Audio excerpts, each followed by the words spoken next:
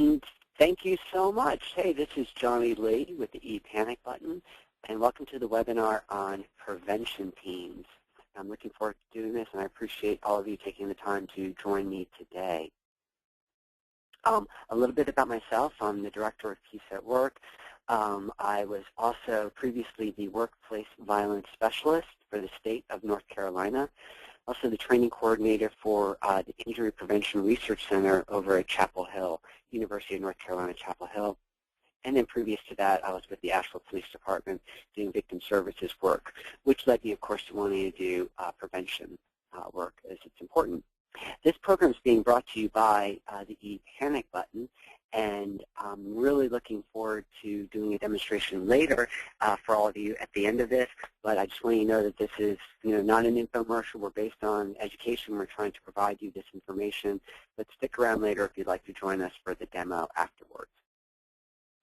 For you all, please understand that we're going to roughly go about 3/4 of an hour.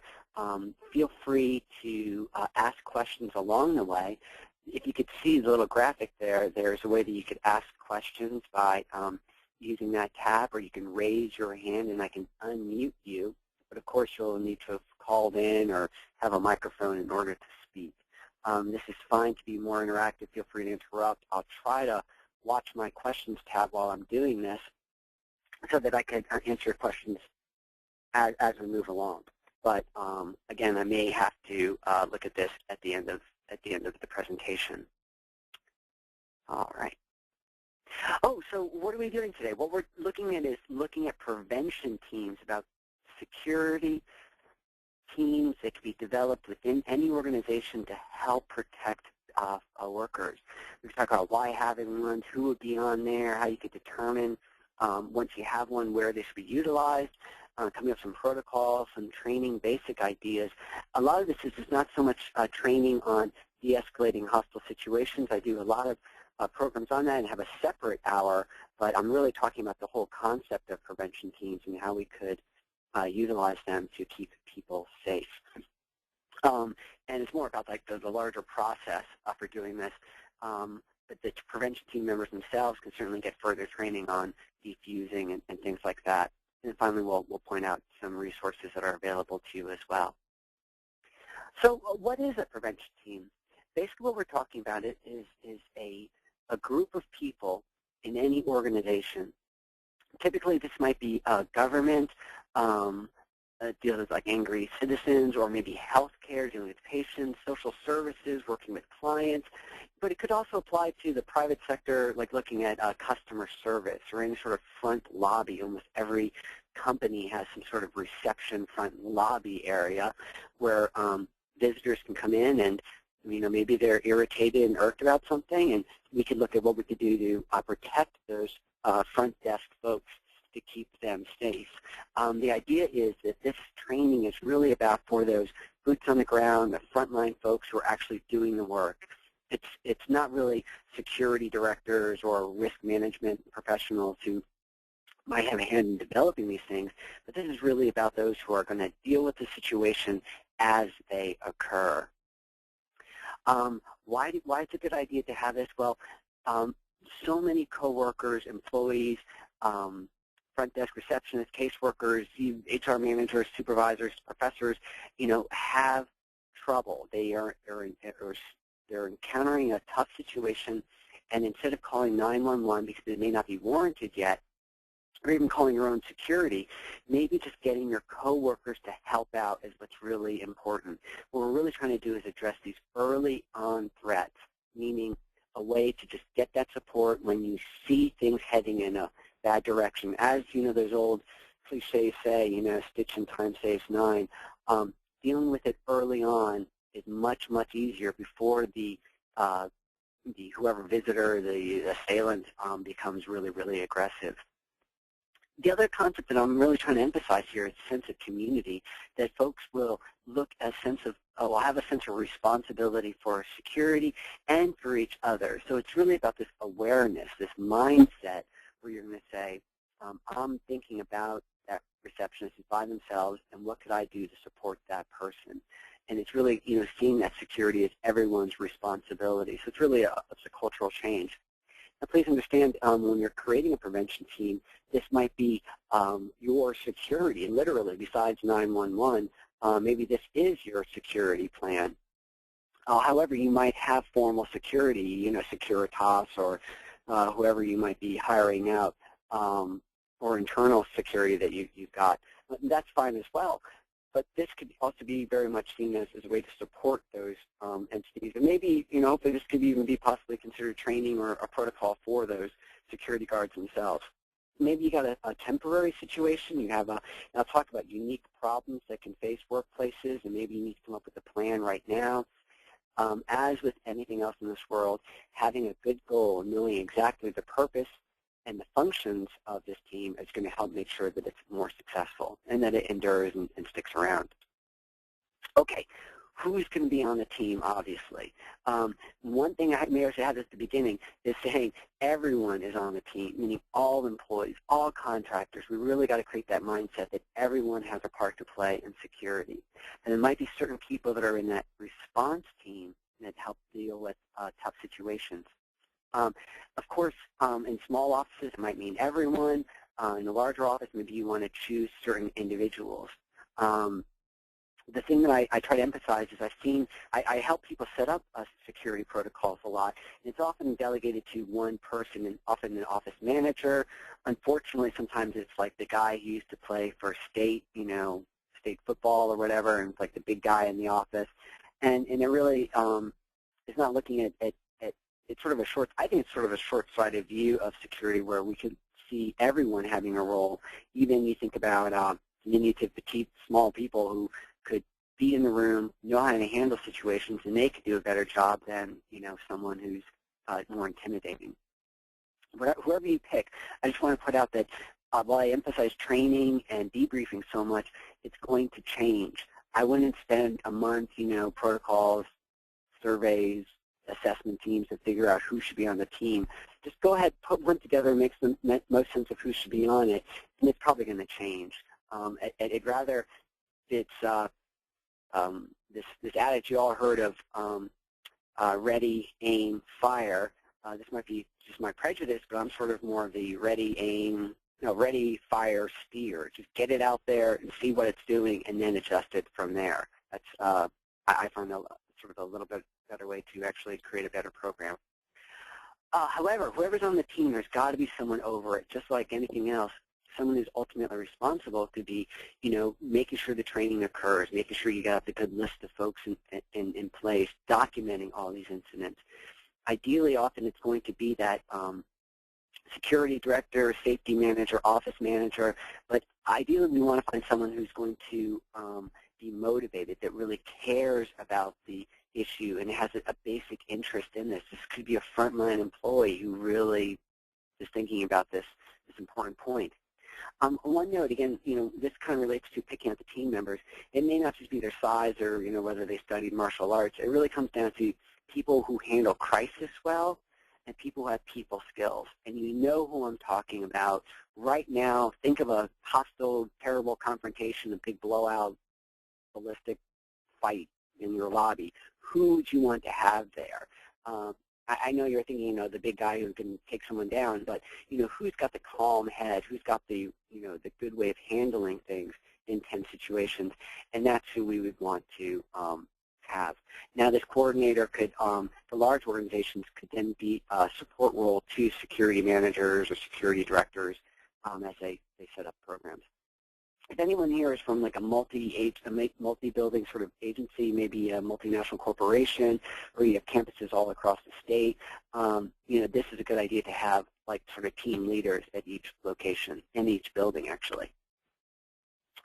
I think I just repeated all that I want to say earlier about choosing those members. You want to find a mixture of strengths. Maybe you do want someone who's got some physical prowess, but then maybe in addition to that, we want to find people who have a way of a way of handling calming situations. You think you want Bruce Lee and Jean-Claude Van Damme out there. I just aged myself, right, giving those references. But at the same time, maybe you want to think about someone like the Buddha or the Dalai Lama would be there to help mellow out the situation and prevent it from getting more complex. One thing about these folks, please, you have to understand that you've got to give them some responsibilities. They also have the authority to escalate the issue. And not I mean escalate the intensity, but I mean the response, meaning they have the authority to call 911. They have an ability to contact others to bring in additional resources. Whoever you have, the most important thing is about training that's experiential. Yes, you're now in a webinar online, sitting at your desk, looking at a screen, and I guess this is training.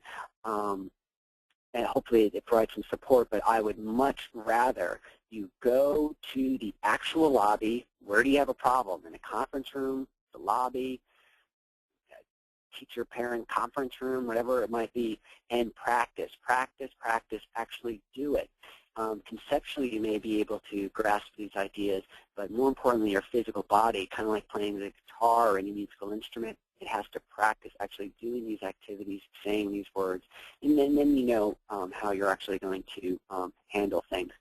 The point is, even though I can give this training broadly to people, I guess, from all over the world joining us today, what really matters is what works for your folks in your environment, for your situations, and you won't know that until you actually do some practicing.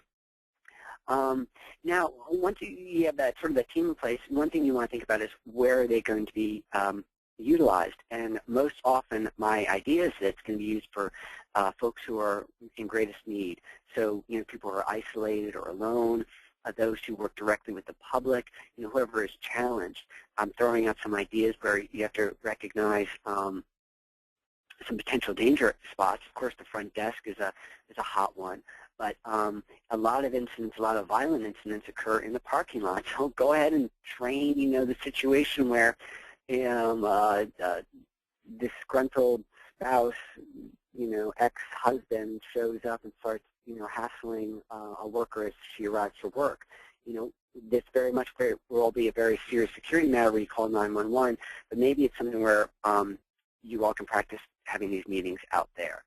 The one note, and this is a separate subject regarding crime prevention through environmental design, and like some of our other webinar topics, but if you know where these incidents occur, use that to your advantage. Like any military commander, it's all about location, and when you can control the location, that's huge. Now we could talk about technology, we could talk about layout, we could talk about the positioning of resources around there so you have the best advantage handling that situation. Again, that's going to come out through your practice. Practice, practice, practice doing these and see how things could be done better. About that, just a little bit about that territory. Think about what's a potential weapon laying around. Please understand that most assaults, people are always thinking about the workplace shooter who's, bought a gun and was practicing with and comes back and shoots their boss.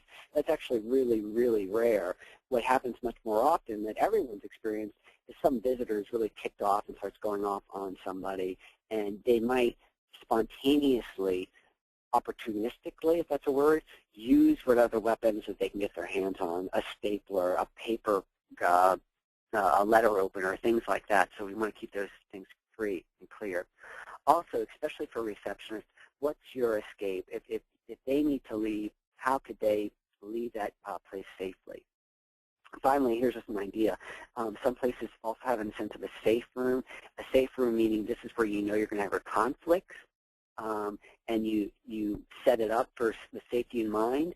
Or it could also mean like the safe room in the sense of this is where you retreat to. This is really far end sort of panic room kind of stuff where someone's coming in with a semi-automatic 12-gauge shotgun blowing away the doors, and you want to have a safe room to retreat to and barricade. I'm really talking more about a good, safe place to have your hostile encounters. Now, technology a little bit. Yes, this has been brought to you by the ePanic button. Stick around, we'll do a little demonstration. But some sort of duress alarm is really important. Golly, you could go and search out there and see what's available. But if you don't have the funds and you don't have the checkbook to the authority of the checkbook, come up with a code word within your organization. I've heard of people talking about, the green file, for low-level concerns, and the red file means you have a serious situation, and you could pretend you're calling someone and make up some excuse to tell someone, oh, let me check with Mr. Jones. And you call them, drop the code word, and then they know that you've got a situation. That picture right there is actually like a cheapo radio-controlled doorbell. You can go to wherever, Walmart, and get one for 15 bucks. And you plug the big unit in an outlet, and the little unit, is just battery-operated, put it in your pocket or put underneath your desk. I'm not suggesting it because I don't think it's very adequate or reliable, but if you've got nothing, there you go. The whole point is be able to summon others when you need help.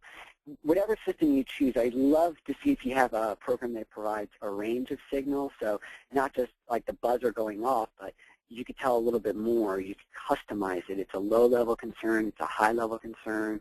It's a stranger. It's a visitor. It's a client. It's a ex-husband with a restraining order, things like that. And ideally, whatever system you have in place, I would suggest having multiple. So great, you got the ePanic button. Why don't you create some code words as well? Maybe you could set up something, another system with your phone to utilize as well.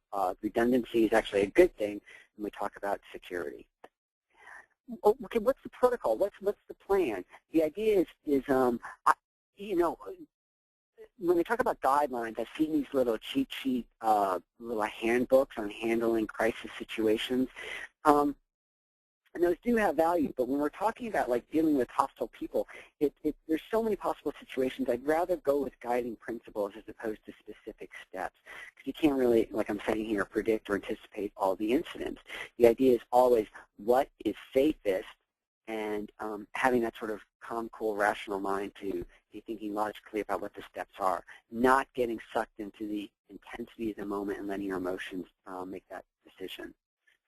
One little trick that I do whenever I'm in a crazy situation and I'm not too sure what the steps are, I try to imagine, hours later explaining my actions to someone of authority or someone I respect, or documenting if you're in an office setting, and of course you're going to have to write this up. Try to imagine explaining why you're making your decisions from that perspective, and that can sometimes help guide you in what to do next. What are we doing? Essentially, those prevention teams are going to do three things. Preferably, actually, maybe in this order. You first assess the situation, you determine the level of potential violence, and then what resources might be needed. And then, of course, you address the situation. You try to get in there and help the victim, and actually help the perpetrator as well. I'm going to go over all this in detail. I'm just doing the overview now. Finally, if you really feel that during that assessment that it's serious, and then what means do you have to escalate the response? Not the situation, but again, calling 911, bringing in your own security, bringing in more team members. Again, it varies on the situation. Here's some ideas. We're really talking about the people who are coming to respond, not the lone person who is initially hostile. So you have the receptionist. She's having a tough time with somebody. She hits the panic button. Now you get that alert. You get that pop-up. Well, what do you do? One of the first things you need to do is find out who else is on the team and quickly communicate with them. That might be a system where as you call them with your good old cell phone, or they're across the hall from you and you stop in and check with them. But you make sure you quickly see who else knows about it, and maybe at that point you can assign roles. Who goes in, who hangs back, and you can determine. It really, again, depends upon your specific situation. And that's going to vary, of course, day by day, because people are out sick or whatever.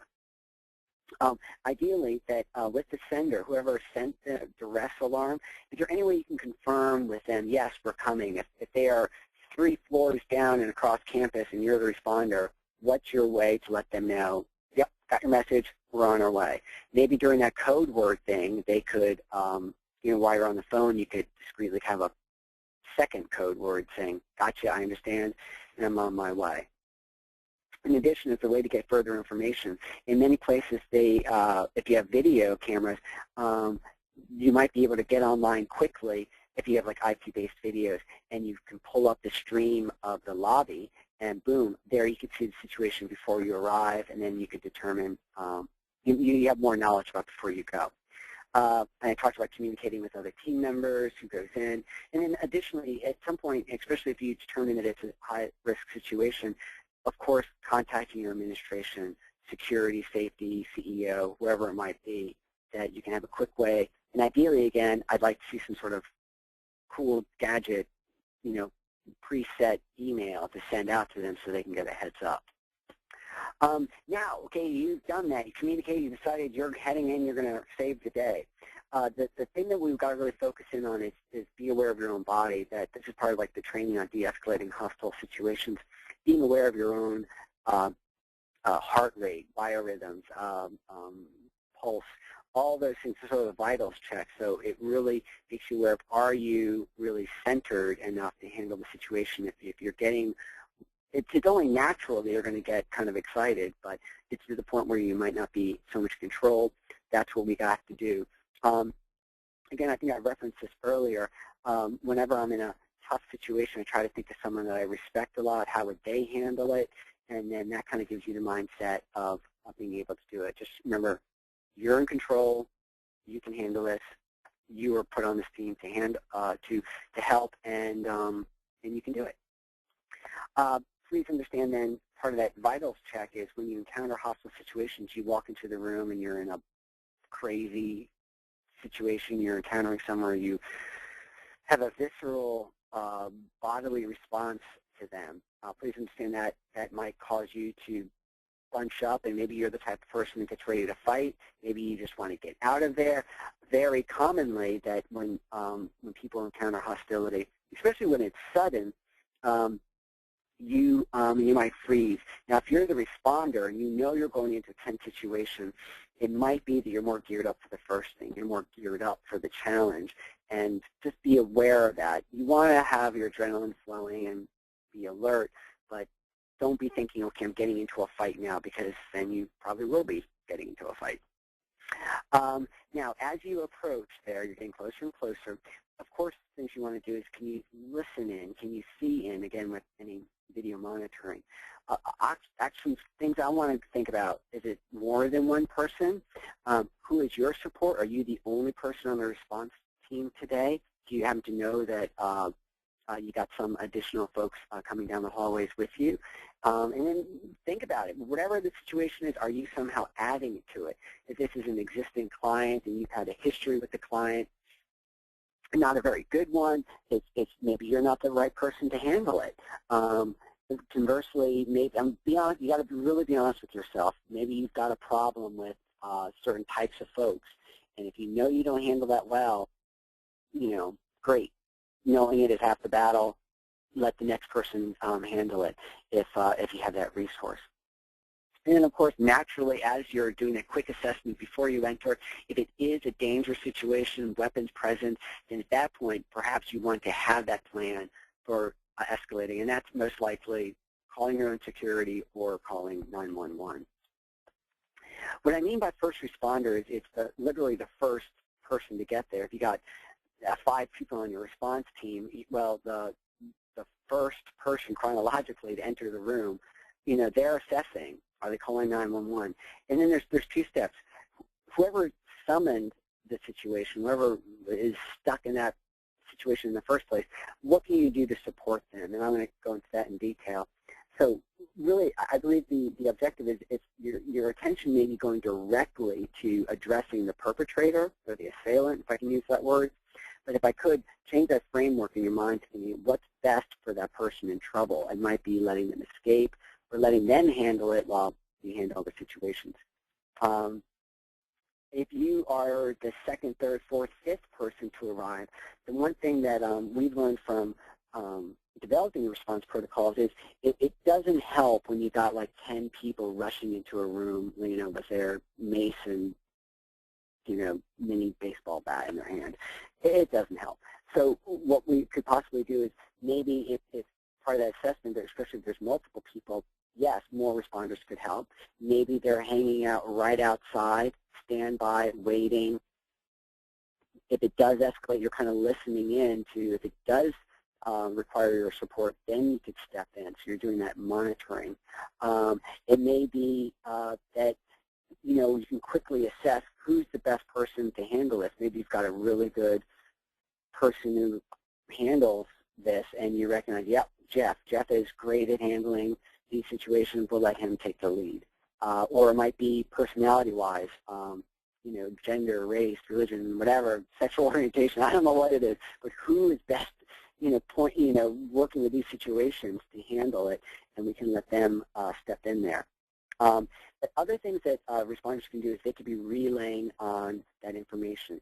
Maybe the safety director in Des Moines heard about it and they want to know what's going on. You could give them the play-by-play, give them information. Also, maybe if it escalates, then you want to have the process in place for other employees, such as telling them to keep out or going to lockdown, whatever it might be. One thing that is suggested is not making the situation more complicated. Could you keep other folks out of the area in general? And I realize certain environments, certain lobbies, you just got dozens of people coming in and out. What can you do to contain the situation, moving the individuals, whatever it might be? Those additional support people are trying to support the people actually in the conflict as well. Okay, broadly, and I do another workshop on this, and I'll probably run it by again, but we want to defuse the situation. These are all tasks that, I'm going to go into some of these in detail. But obviously, maybe that threatened receptionist is pretty shaken up and doesn't feel great. Let them leave. They probably want to. You could take over and then give them the chance to recuperate or whatever they need. It may be you want to remove the audience, which is a very common issue, meaning folks sometimes act more inappropriate when they're knowing that other people are watching them. Doesn't that sound strange? What I mean by that is they have their face, their ego, their reputation to uphold, and if they've got other people knowing that others are watching them, they're not going to lose the battle. And then that's the issue. It's not even to care about the battle. They just can't lose their face, their reputation. I find this is really common often with young folks. If your situation is dealing with teenagers, parks and recs of different municipalities, stuff like that. Maybe, of course, letting the individual leave. Maybe, the receptionist, whoever is dealing with it, is actually doing a good job, but they can't attend to their other things, answering the phone, signing in visitors, and that's how you help, sort of, step in and do those things. Whatever you can do to change the situation.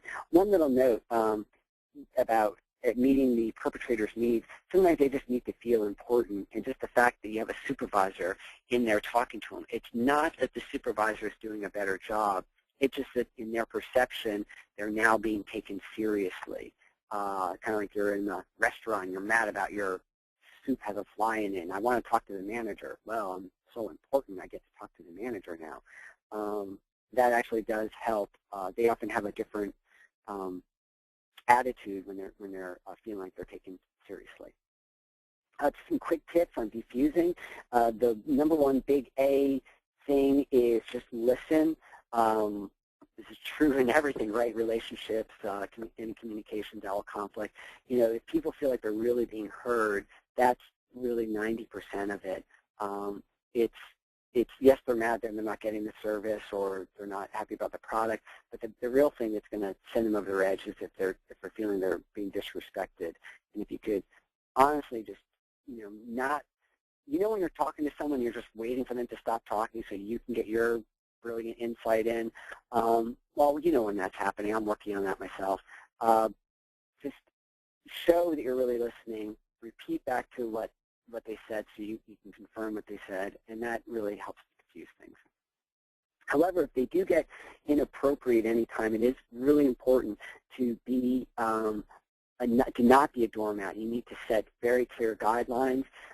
If they're cursing, if they're raising their voice, if you feel safe to do so, then it's really about laying down those rules, not being an authority to them or, making them do what you think, but, establishing the mutual respect. Sir, we're in a public area. We have children here. I'm going to ask you to stop cursing. That language is not appropriate. If you continue to curse, then I'm going to have to end this conversation, or you won't be able to use your services here, or I'm calling security. And then, like anything else, if you set any consequences, any rules, you have to follow through with it. If they continue to curse, then you've got to enforce that rule. And if it means, not telling them what to do, but hey, this is over, we're not continuing the conversation, then that's a natural consequence. But any situation, this is true broadly if we're talking about like disciplining misconduct issue with employees or whatever it is, working with your teenage children. One method of handling inappropriate behavior is give them positive reinforcement for doing the right thing, and it's not negative reinforcement. It's you make it so that when they choose the negative actions, that there's going to be consequences that they don't want. The carrot and the stick. Sir, if you keep cursing and acting this way, you're going to have to leave, but I want to help you. Let's see if we can meet your needs. Let's set up that appointment, a special appointment just for you. And if they, calm down and go, okay, yeah, that's great, and start working on the next appointment date, well, then they're getting what they want. They get the carrots. They continue to curse and be inappropriate. Well, then you're cutting off the service. Then you're bringing in additional security. One note that I want to put out here is the importance of recognizing different types of aggressors. This is an idea I got from a book called Surviving Aggressive People by Sean Smith, and he talks about desperate aggressors are those who are really at the end of their ropes. This is healthcare, social services, rehab centers, homeless shelters. These folks are pretty, maybe they're really at the end of the rope. They're having a hard time, and they don't want to be. They don't intend to cause a problem, but they're just overwhelmed. I think we've all been there. But those individuals, it's really that listening and that support that's vital. Expert aggressors know exactly what they're doing, and they're being very manipulative, and you almost need to really focus in on and recognize when someone is trying to take advantage of you. Those folks, you have to be very clear with your boundaries, establishing consequences, and following through with it. I should do a webinar just on that. If and finally they do leave, great, that's awesome. But please understand, if they leave in a huff and a fury, well, maybe they're going back to get their weapon.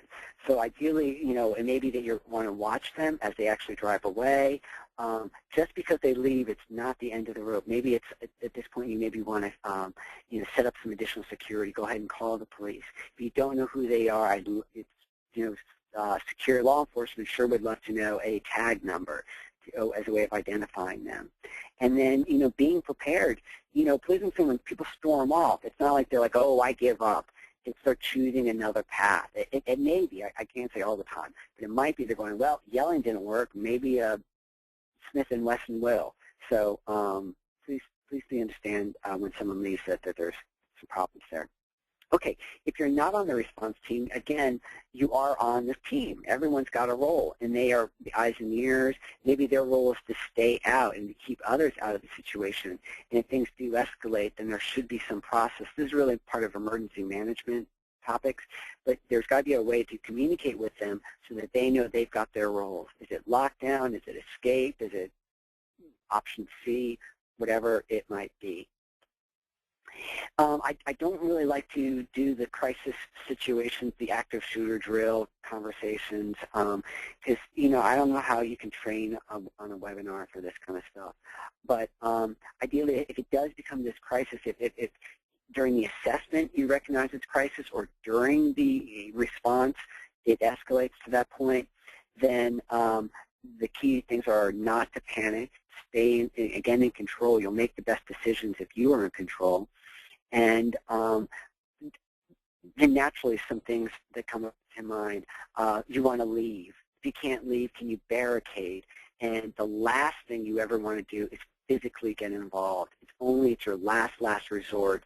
And if you do that, that's really a total commitment. It's not this half-baked, I'm going to slap his gun with my purse. I'm sorry, I'm not making a sexist statement. It's from a video with the Florida Board of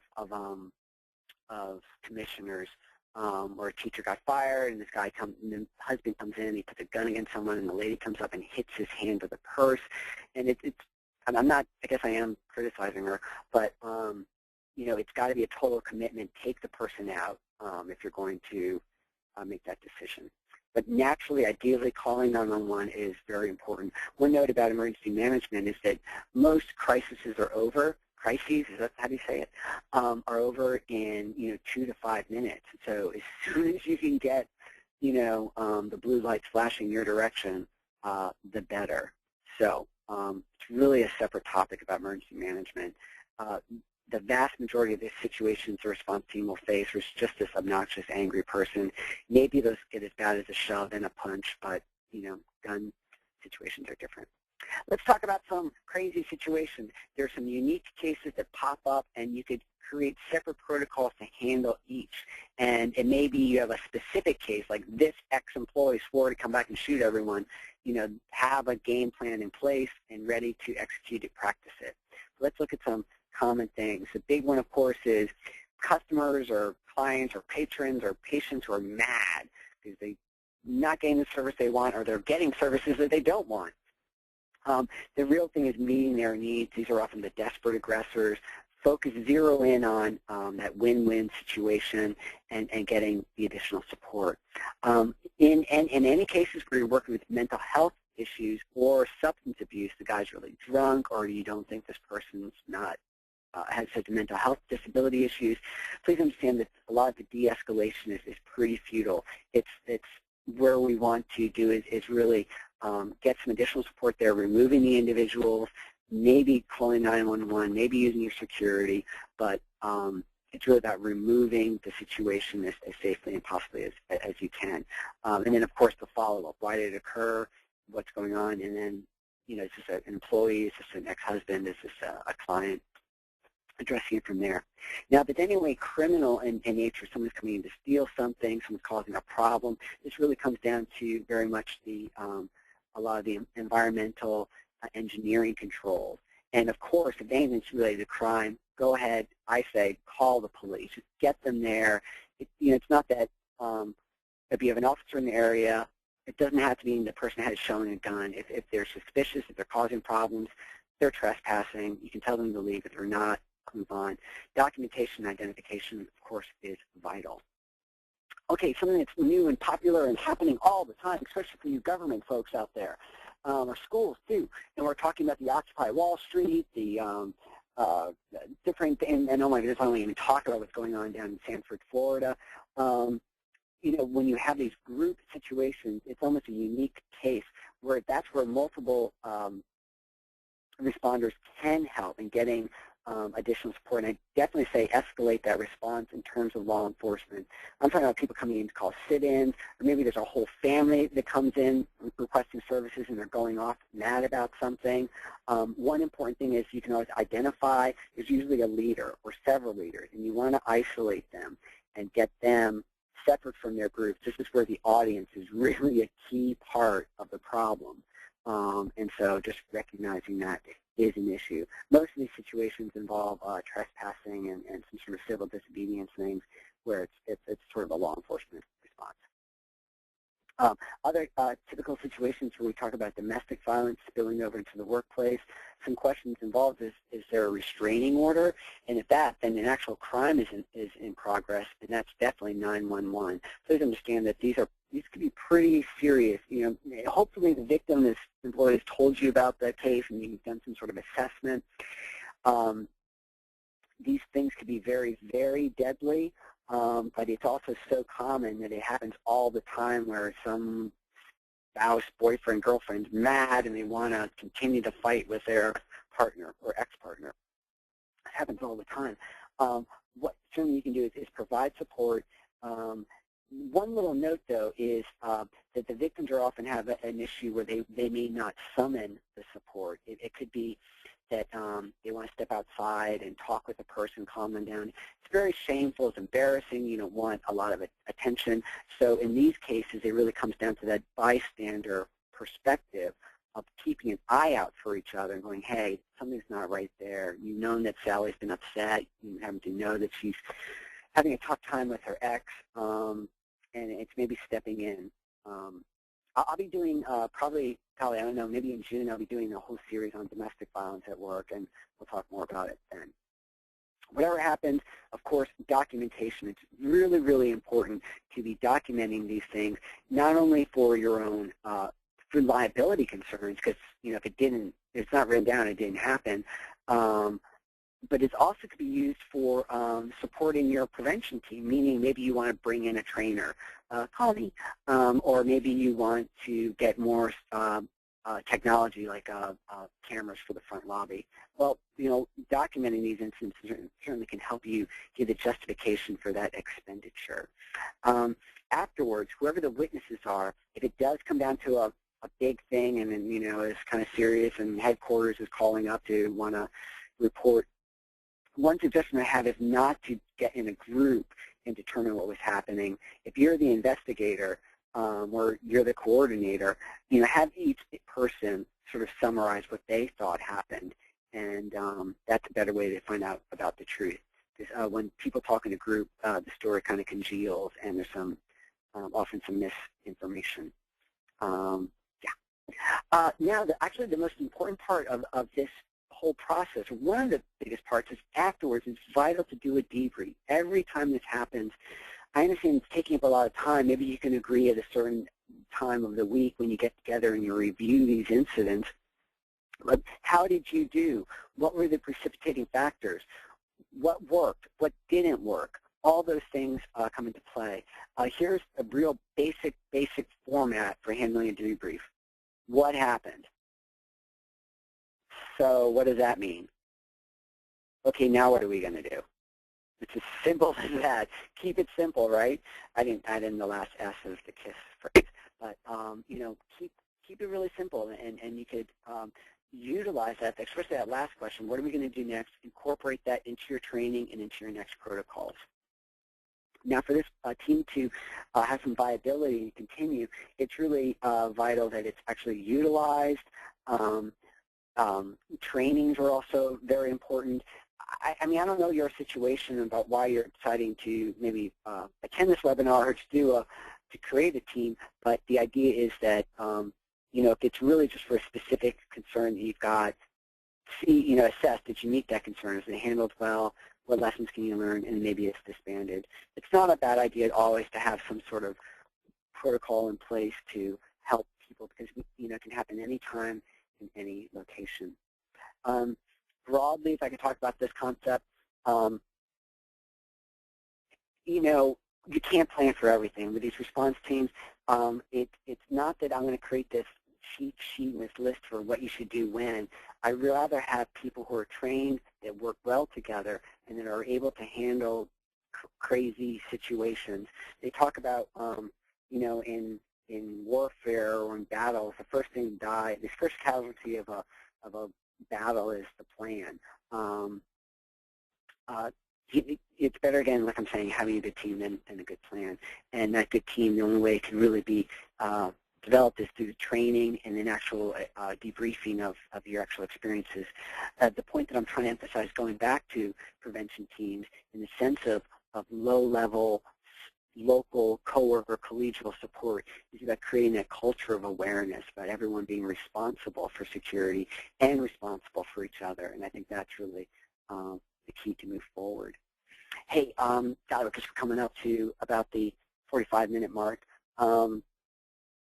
This is the bottom line. Whatever you have, whatever workplace you've got, it's really the true prevention is having that healthy workplace where people can respect each other and offer that support and think positively about the workplace, so that they could offer that additional support. Thanks so much, guys. Again, hit me up with questions. You can raise your hand or type in the question, whatever you'd like to do. But a couple of notes. I am doing a demo of the panic button. Actually, I'll probably do one in a little bit. We're doing one at 3. But unless we got a lot of questions, I might quickly do a demonstration here. We have more webinars coming up. I've got one on motivations for violence coming up. I'm very excited about that. Join our newsletter where we write a lot of articles and we find resources and send it out there. In fact, we've got a front desk security guide that we've just revamped, and it's got some great new information in it. Is that it? Hey, quick, I'm going to slide into my program soon. If anyone's got any questions about the presentation, please let me know. Yes, you will. Let me head you off one question. You will get a copy of the slides after this. So, yes, you will be getting that. But if I may, you can head off now, or let me just slip into a great tool that can be used by prevention teams or people to summon their prevention team. This is the ePanic button. It's a pretty cool little program. In essence, you could use your mouse and you can click on, I'll demonstrate this in just a little bit, you can click on an icon and it sends us help, or you could set up a hotkey, it's simple as like F4, you click F4, or we got these optional foot pedals, it's something you can put under your desk and just step on it with your foot. And it does three things. It sends out these pop-up alerts, so some of the beeps and flashes. I'll show that to you in a minute. We all know what a text message looks like. We all know what emails look like. But all three of those, any combination of these, what you configure, what you write up, can be sent out to any combination of folks. So the response team gets the alerts, pops up some text messages saying, hey, I need help. Coworkers could be told to stay out of that room. And an email is sent to a director in, I'm going to name a new city, Sacramento, the safety director in Sacramento, so they can know, hey, we have a situation over in Raleigh, and I'll follow up with a phone call later. All that can happen with clicking an icon, your key, or stepping on the foot pedal. Let me show that to you actually real quick. If you can look at the bottom right of my screen by my battery, I've got a red circle. I'm going to mouse over it. Mouse. And then these are our default settings. You could have 1 button or 7 buttons, whatever you want. You can color them what you want or title them whatever you want. But we have a support. Our default settings are support for low-level concerns, like this guy is weird, I want some help here, or security. Hey, this guy is scaring me. I need some serious help right now. Let me just show you what happens if you clicked on that. Well, let me listen to this.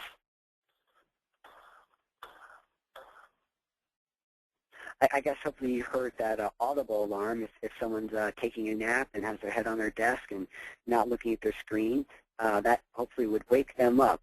And this is what they would get. They would, I just created a little test alert, so naturally it says test. The body of the message says test, and it tells you who sent it. Again, this is a test program, but it can identify your name, your department, phone, email, and of course it makes most sense of the location.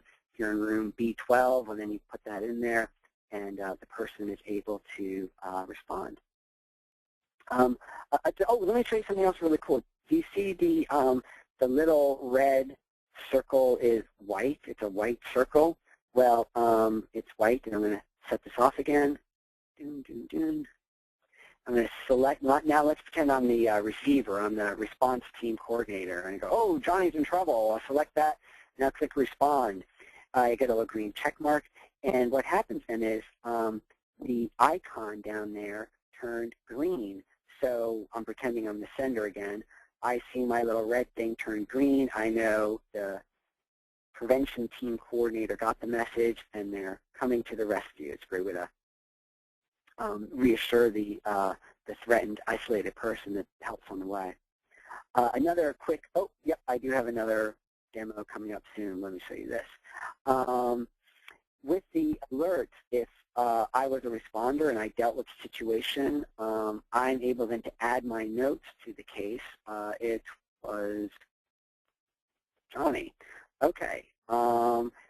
Whatever notes you put in the memo, you could export this all out into a text file, and not only does it, give you what the problem was, who had it, the exact date and time that it occurred, but it also includes those notes per receiver. So remember I was saying before about logging the events, documenting them. Well, this gives you a quick, easy way to do that, and you could then forward that over to your safety person or your risk manager, or whoever it might be.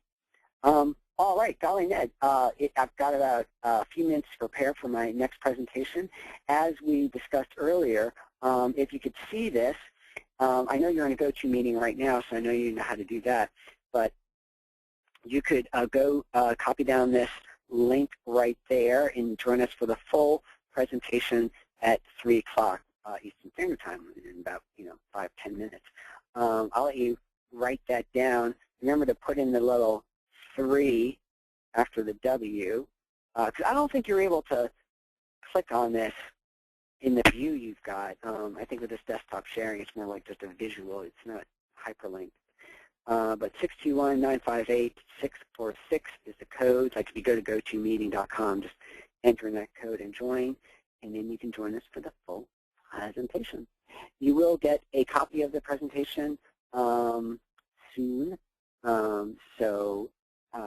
I think in about an hour you'll get the slides, but I do want to direct you towards our next event. And please tell other folks about it because I'm really excited about it. This is a new topic that I've been presenting on, but motivations for violence, really looking at how folks and why folks might commit these atrocities. So that'll be April 24th, and I'm looking forward to it. So join us and let others know.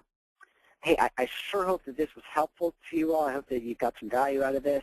If I can help you in any way with anything at all, please don't hesitate to contact me. Thank you so much for joining us, and I'll see you at the next webinar. Bye-bye.